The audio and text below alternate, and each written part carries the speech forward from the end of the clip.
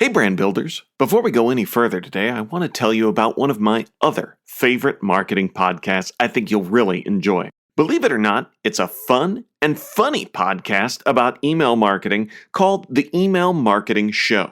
You know me, I think email is one of the best, scrappiest brand building tools out there. This show will help you do even more with email. For example, they recently did an amazing episode called 6 Lies Your Email Marketing Platform is Telling You, which I love because these guys are so genuine and real in their opinions about what's working and what doesn't in email marketing today. Check it out now by finding the Email Marketing Show wherever you get your podcasts or at emailmarketingheroes.com. Hey there, it's Jason Falls. If your company or maybe one of your clients sells to marketers, you look for advertising channels that guarantee business marketers are paying attention, right? Let me introduce you to the Marketing Podcast Network. You're listening to it right now. It's a network of podcasts all about marketing. So 100% of MPN's audience are marketers. Reach them by advertising on the Marketing Podcast Network. Learn more and find our media kit at marketingpodcasts.net. I'm Nick Westergaard, and this is On Brand, helping you tell your story. My guest this week is Apolo Ohno. So your speedometer, that is you are the governor of how fast charging you want to be, or if you want to let off that gas and coast, or maybe you want to stop. So you have to realize that in the modes of change, there's always going to be this transition point where it feels very difficult and challenging. Instead, you need to embrace the change, embrace the challenges, embrace the unknown, and go against the grain sometimes. Reinvention is at the core of Apolo Anton Ohno. He acquired and honed this skill over a decade of Olympic speed skating competition, during which he became the most decorated US Winter Olympian of all time. Apolo continually adapts that performance mindset to support ongoing personal and professional growth. He has drawn on this acumen to become a global cross-industry entrepreneur, a successful sports broadcaster and television personality, a New York Times best-selling author, and a lifelong scholar inside and outside of the university setting. Apolo harnesses these experiences to educate and inspire organizations on how to foster a sustained leadership mindset needed to overcome current business challenges. My interview with Apolo Ohno is coming right up, but first, I want to share something our friends at Storyblock have to make you even smarter. It's a new report called The State of Content Management, and it's a very useful survey of 515 businesses in the US and Europe, companies just like yours, and how they're approaching content distribution through their digital channels in 2022. Think about it. You have to provide content for your website, maybe a mobile app, and then there's e-commerce platforms, voice-activated speakers. Managing content is more complex today than ever. Get insights and ideas on how companies like yours are tackling the content challenge with the State of Content Management report from Storyblock. Just go to storyblock.com/onbrand for your free report. That's Storyblock, without the C, .com/onbrand. Apolo Ohno, welcome to On Brand. Thank you. Thank you, Nick. Thanks for having me. I was excited to both have this conversation, but even more so when I was reading your new book, Hard Pivot, and there on page 40, I was honored that I made the book because on your daily list of accomplishments, it notes lined up to talk hard pivot on podcast interviews. So I was very thrilled that in a very small way, this conversation is a part of your work. It absolutely is. I mean, I think that's the beauty of having access to wide and vast audiences is our ability to disseminate information, but also communicate in a way that we feel the best vessel could be versus in the past, right? In the kind of old school era, you'd have to show up at a author's book signing event in a particular time at a specific place that was challenging to get to. And now I think you kind of, learn as you go or listen as you go is something that I'm very happy about because, with everyone's life being so busy and I think just overloaded with distraction, using these as a means of really kind of scaling the messaging is really powerful. Well, you open the book with what I think is an interesting concept because it occurred to me this wasn't a part of your recent life that I knew very much about. I've certainly seen you other places on TV, in the news since then, but you talk about what you call the great divorce. And you talk about kind of the ending of your career and kind of just quietly stopping. Talk a bit about that because I didn't. That wasn't a story that I'd heard before. Yeah, I think that probably most Olympic athletes can relate to this, and I think many people in general. The process of transition from one identity to the next, my identity up until that point, until 2010, for 15 years, was the embodiment of the Olympic path. It was the support and nurturing that the love for sport and the Olympics had given me, and it was my first true love. And even though my decision to retire was by choice, there was something that was vastly different than other avenues. And what I mean by that is I thought that I was making the choice and I thought that I was in control. But in reality, sport was almost telling me it's time to go. And there's nothing that you can do to come back to me as such with like a normal relationship. It's like really painful to deal with when that thing that has always given you the guardrails and support and affirmation that you are enough, that you are good enough, and that the world has celebrated you because you were able to perform at the highest of levels. That was something that I had to become very familiar with, that saying like, I will never be on the ice ever again in a competitive manner. And I'm never going to stand on top of a podium in the Olympics. By the way, what else are you good at? What else have you been interested in and curious about? What other skill sets have you developed over time? Is there anything else that is sparking purpose in a way that makes you feel just as obsessed and loves your career path as you did in the Olympic path? And what I realized very quickly was that I didn't do anything else outside the Olympics. I didn't know my identity.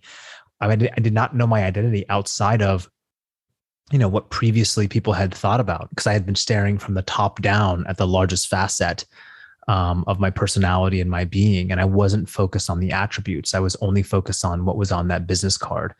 And that was the inception and the idea really behind the book, was that I think many of us will go through some semblance of a divorce, whether it's hopefully not in real life with your partner, but in other areas where you're forced to make these hard pivots and changes. And it's hard because human behavior is hard to change. That pattern and recognition and routine that we become so accustomed to and familiar with is something that is deeply ingrained in us from a safety perspective, right? We typically don't like uncertainty, volatile environments, or unknown environments because it signals to our brain that this is something new and fresh, and it's also potentially dangerous. And there's the other side of your brain that says this is new and fresh and exciting, and I can grow and I want to explore. And that's the part that's the childlike. And I talk about that later on in the book, around this idea that we often get trained out of having that childlike quality of exploration and relentless curiosity. And mainly because we've been scarred, we've had emotional pains, we've had traumas in our life that have really mitigated our ability to be in that free-floating state without really understanding what the consequence would be from an emotional construct.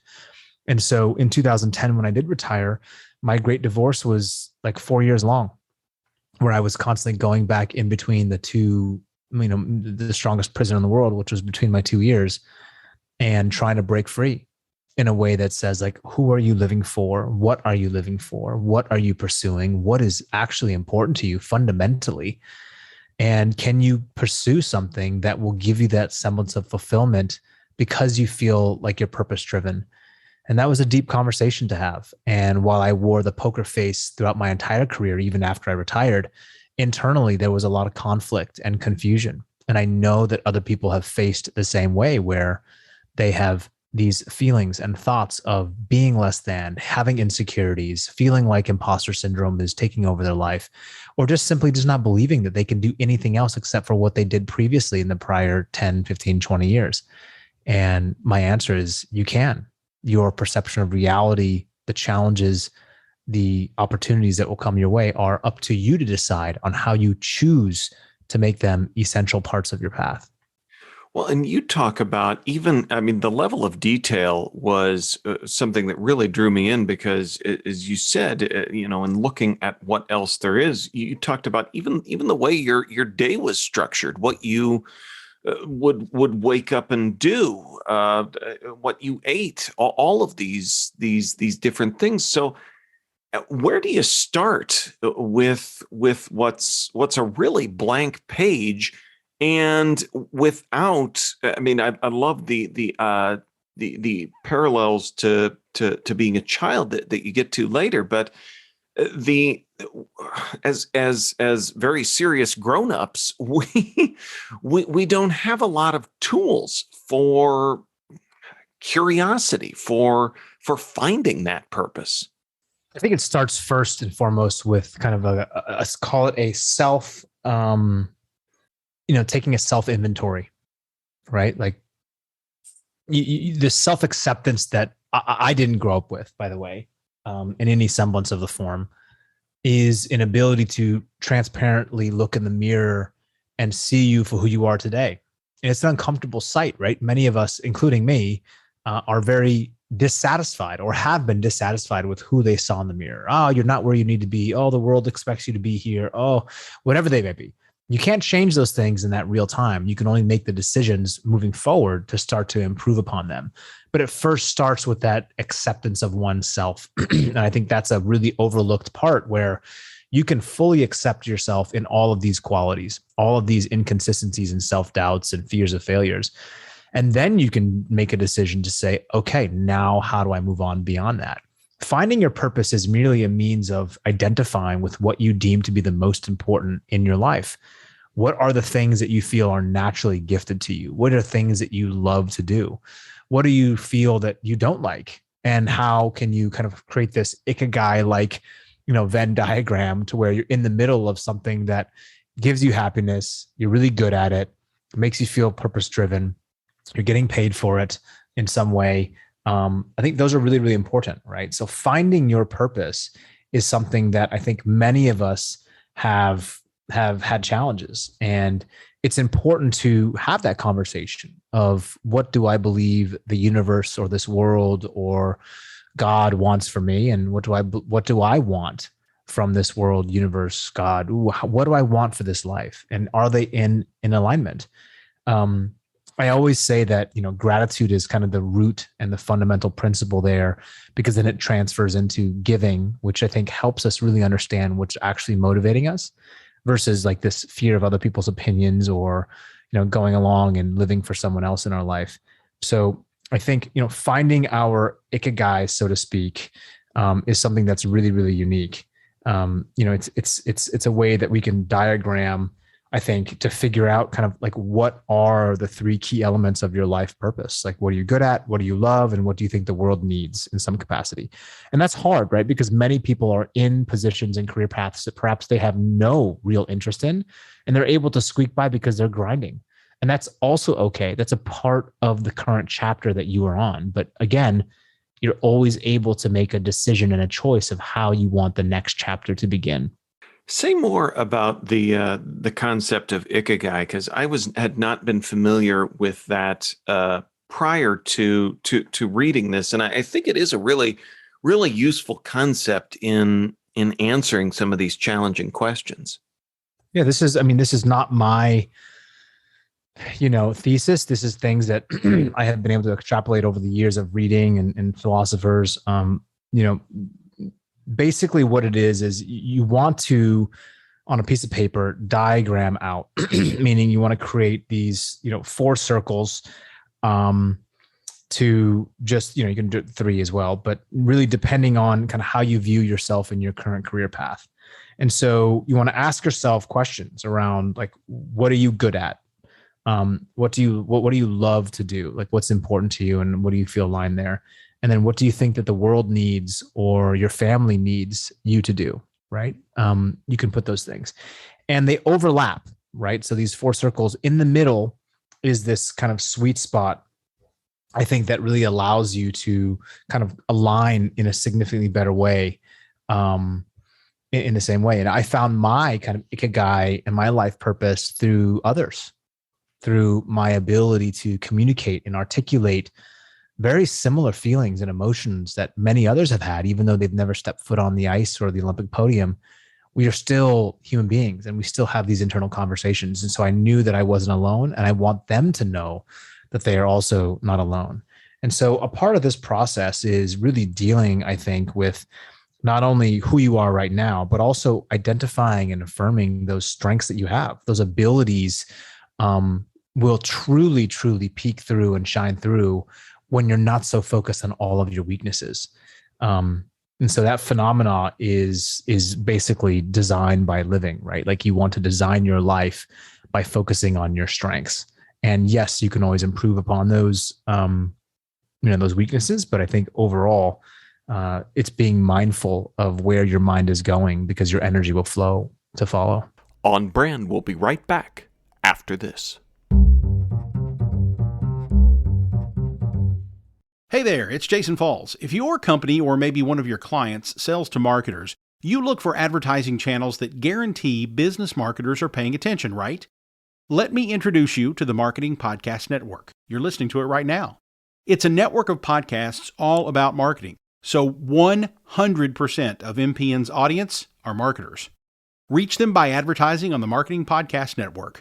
Learn more and find our media kit at marketingpodcasts.net. You're listening to this podcast advertisement, so you know they're effective. But knowing which podcasts align with your target audience is impossible, right? Not anymore. Podchaser Pro is the one-stop shop for all podcast data, like listener counts, demographic and geographic information, and contacts for thousands of the top podcasts across any topic or industry. Learn more at podchaserpro.com/MPN today. That's podchaserpro.com/MPN. Now, back to the show. So you unpack some big insights like Ikigai, like Viktor Frankl, but there are also quotes from the likes of Pitbull, and was delighted to see Diamond Dallas Page make an appearance with "Don't just think it, ink it." But it's a relevant point, because what I really love is that you have so many. There are a lot of big questions that aren't easy to answer, but the book is full of activities that doesn't just kind of pose this big question. It really helps you work through it. You alluded to this a bit before, but I love the exercise about listing your roles out, because I think that we have our first answers that are the business card things. But as I was sitting there looking at that, I realized, I do the cooking here at our house, and I think, to me, that's one of my most important jobs. It's not what's on my business card, but that is a big part of who I am. So these exercises that we can go through, I think help us get a lot closer to some of those big answers.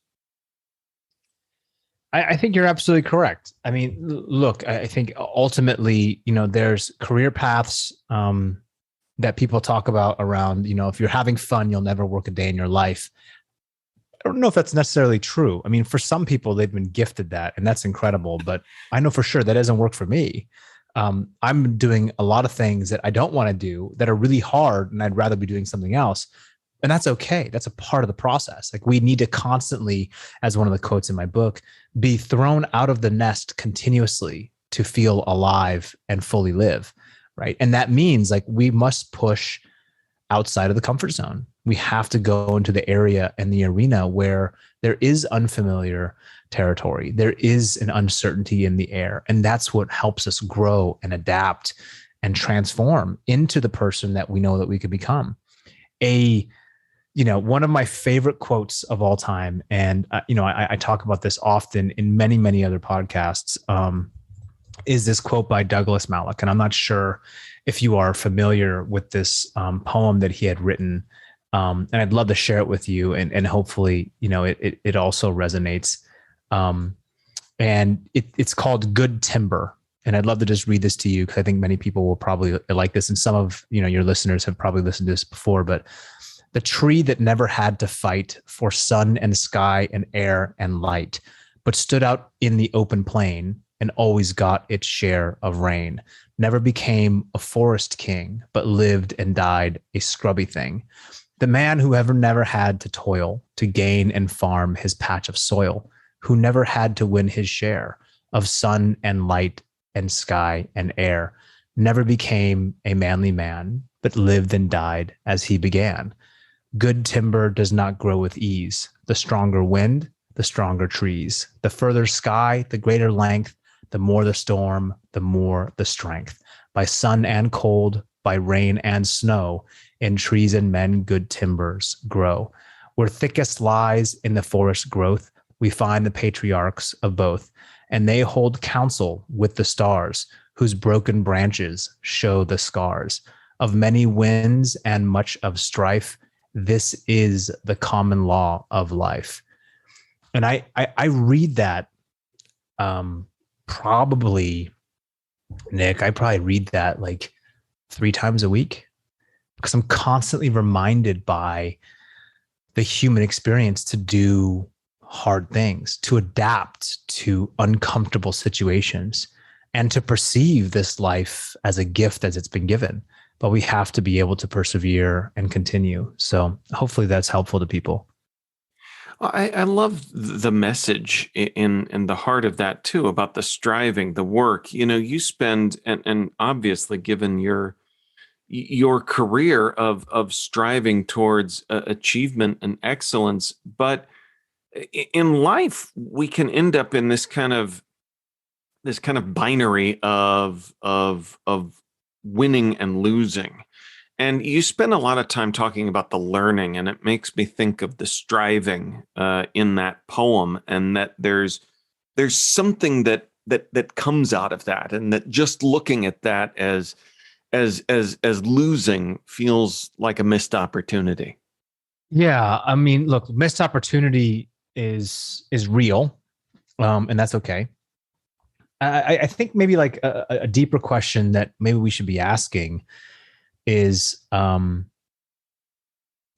in life, oftentimes we're all dealt a different set of cards, some strengths, some weaknesses, some circumstances, some toughness, some things that are sometimes don't feel fair or are not fair. I think a method for really accomplishing what we would all deserving to be and living is a great lived life is kind of these 5 golden principles for adapting and thriving in the face of chaos or uncertainty and doubt and pressure. And that is, starting your day with gratitude, having giving as a component of how you live your life, understanding the journey is never easy. And so grit is a big part of that. Setting your expectations or gearing up. And that really means just setting new routines, shaking up your methodology for how you operate. And the last one's going and getting into action. And so for many of us who seek changes or feel like we've lost an opportunity and it's never going to be back, that may be true. That may be true that you'll never have that opportunity again to invest in Google at, $10, or in Apple at $1, or in Amazon at, $10. Like whatever that might be, those are gone. And that's okay. Like your life is short, and there's 86,400 seconds per day. And you can spend a lot of those seconds per day and minutes and hours dwelling on something that is outside of your control, that perhaps something that has happened in the past that has felt like made you wronged or angry or sad or whatever it might be. Or you can start living for the present moment and saying that life is this gift and I'm going to begin living it. So that psychology is not something that comes naturally to many of us because we live in a world where everything is taken for granted. I don't want my Amazon delivery on tomorrow. I want it in an hour. Right. And so like these things are, and there's great things about this as well. But I'm just saying, like, in a world where everything is at our fingertips, we also expect change from ourselves. But the human DNA is incredibly adaptable, but it takes time. It takes consistency, and the work happens to be the shortcut this time around. I have to zoom out and just note that the speed skater knows how many seconds there are in the day. I feel like there's a joke to be made there, but I'm not smart enough to get there. So as we talk about individual purpose, is there how do you apply this? Can you zoom out and apply this to organizational purpose? I think so. Look, I think at the most humanistic level, regardless of the type of performance that you are demanding from your team, yourself, from your organization, career path, fitness, whatever it might be, organizational structure is all about setting these parameters in which you want to operate. For example, if you are someone that is desiring to change the way their physical fitness is or how they treat exercise, well, a part of that is that you need to not give that secondary voice in your head, the one that says, well, I'll do it tomorrow. Oh, well, what are you going to wear? Oh, what kind of shoes are you going to use? Oh, are you going to do weights or cardio? Like, you need to be writing these things beforehand. So structural organization comes in the fact of these are the things that I will do, and I will check them off one by one. Because you can talk yourself out of many circumstances. I do this, right? And when I create these lists, so to speak, when I create these reminders of why I'm doing what I'm doing, much like many people who started their January 1st New Year's resolutions have already fallen off, way off the mark, probably in February. So the only way to keep yourself accountable is two ways. One, you have your personal board of directors, which you can surround yourself with. That could be one person, 5 people. I think somewhere around 3 to 5 is a sweet spot, that give you insights, that care about your outcome and have your best interest in mind, that keep you accountable at the same time. They give it to you hard and true and radically transparent. And on the other side is you are your own governor of your own speed limit. Really important, right? So your speedometer, that is you are the governor of how fast charging you want to be, or if you want to let off that gas and coast, or maybe you want to stop. So you have to realize that in the modes of change, there's always going to be this transition point where it feels very difficult and challenging. And that one voice in your head is going to tell you, come back over here where it ain't broke. So why would you try to fix it? Come back over here where it's safe and routine, even though you know it's not good for you. It just gives you some sense of familiarity, which gives and senses that it's safe. Instead, you need to embrace the change, embrace the challenges, embrace the unknown, and go against the grain sometimes, and not give that voice a vote. Instead, you're articulating something that says, this is the mission that I'm driven by. These are the purposes that I want to kind of align myself with. And my true north believes so. So I'm going to be pulled rather than pushed.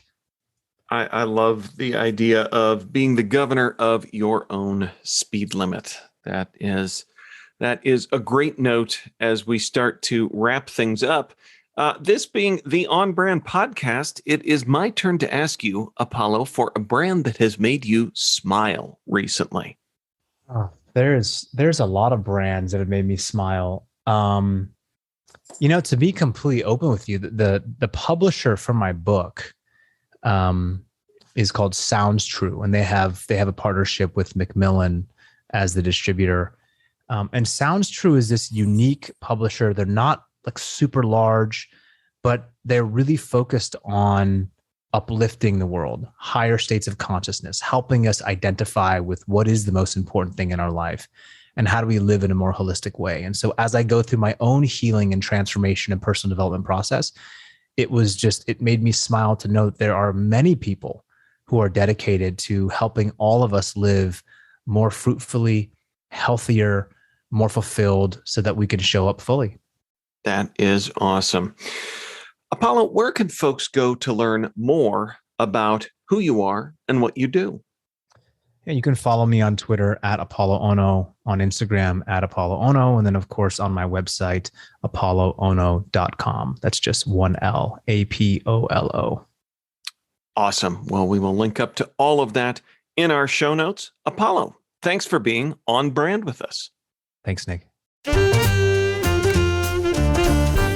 On Brand is part of the Marketing Podcast Network.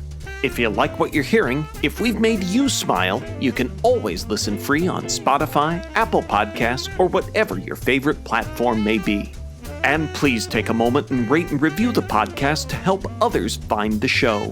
Until next week, I'm Nick Westergaard, and I'll see you on the internet.